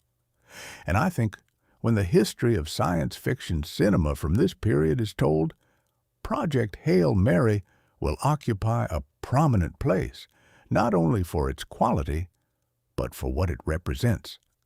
The possibility of making science fiction that is simultaneously intelligent, emotional, entertaining, and hopeful. Let me shift gears for a moment to talk about something I find particularly interesting from a cultural perspective: the film's reception across different countries and cultures. Because Project Hail Mary, despite being a Hollywood production with an American protagonist, has a universal resonance that transcends cultural borders.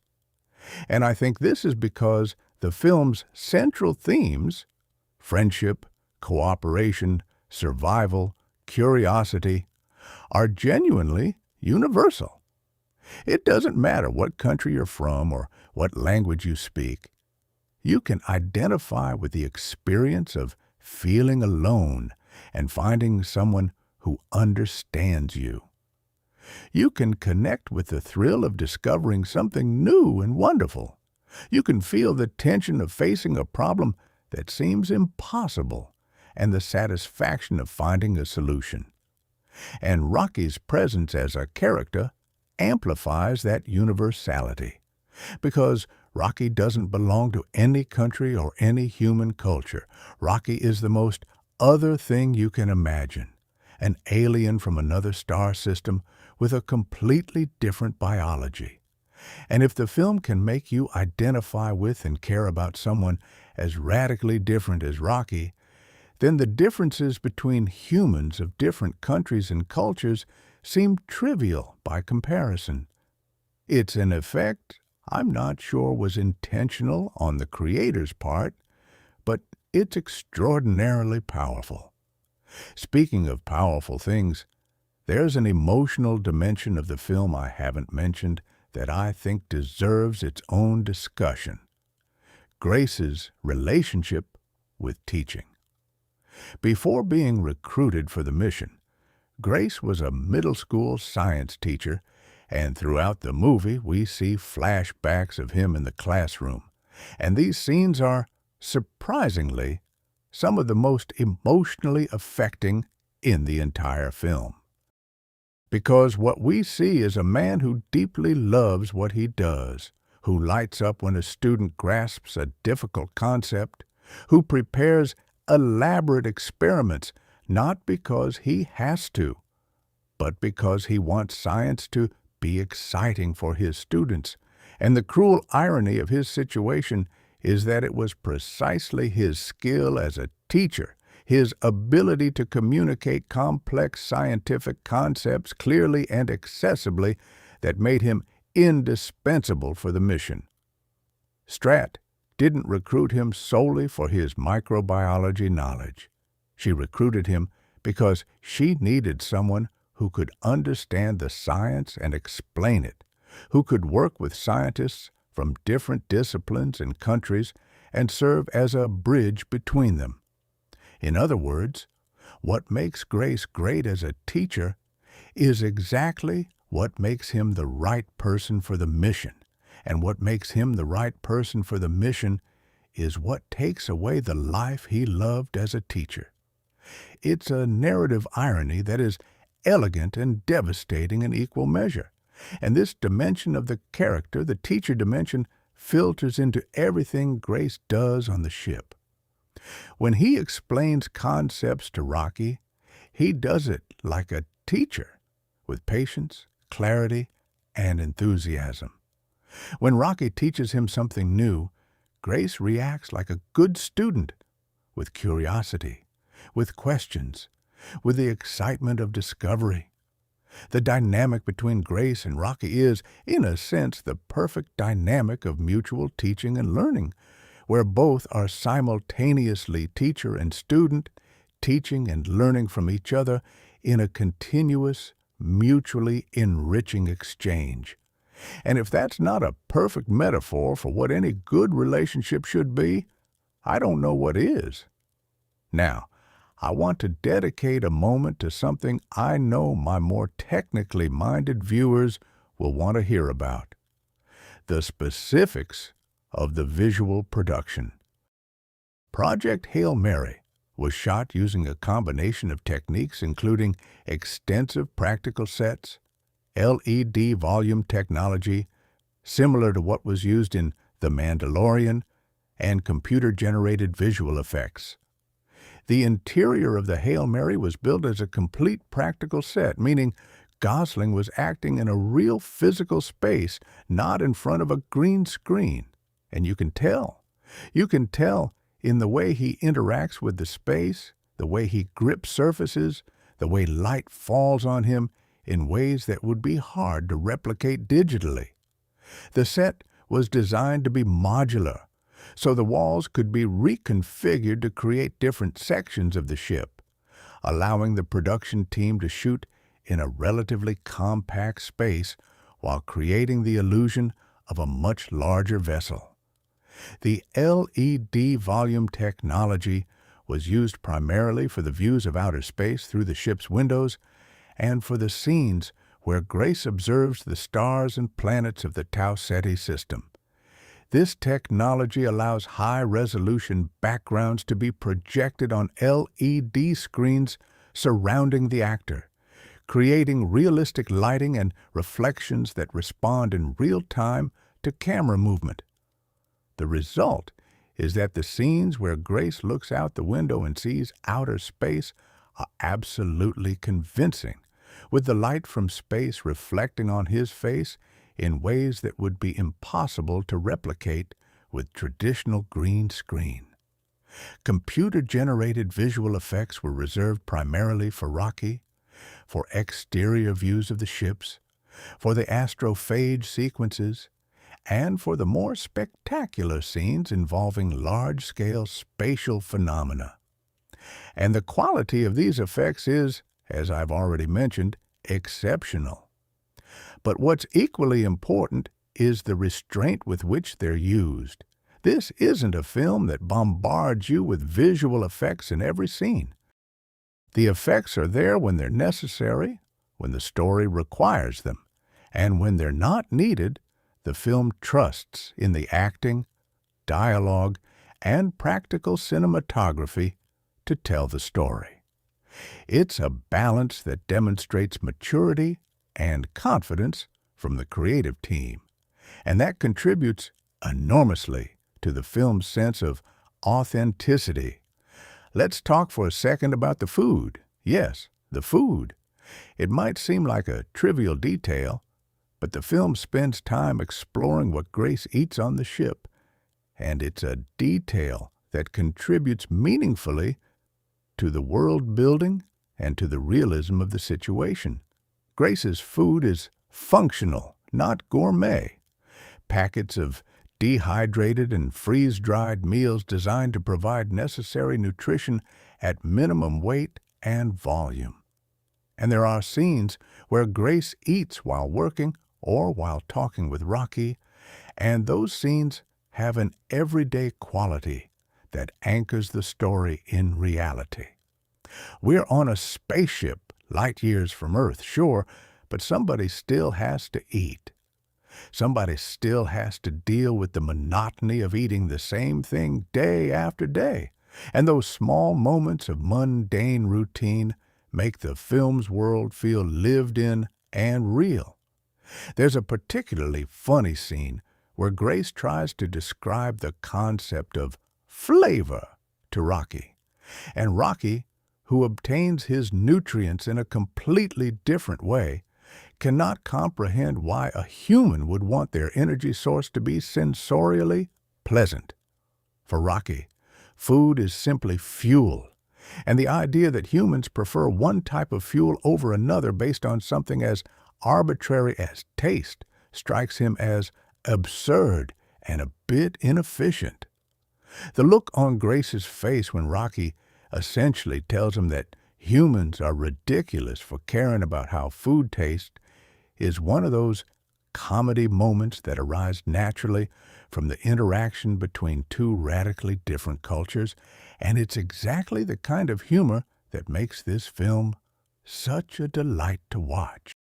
And that reminds me of another humorous moment I loved, when Grace discovers that Rocky, despite having no eyes, has an extraordinarily developed aesthetic sense when it comes to sound. Rocky decorates his section of the ship with structures that generate pleasing acoustic patterns, the same way a human would decorate their home with paintings or plants. And when Grace asks why he does it, Rocky replies that because the patterns are pretty.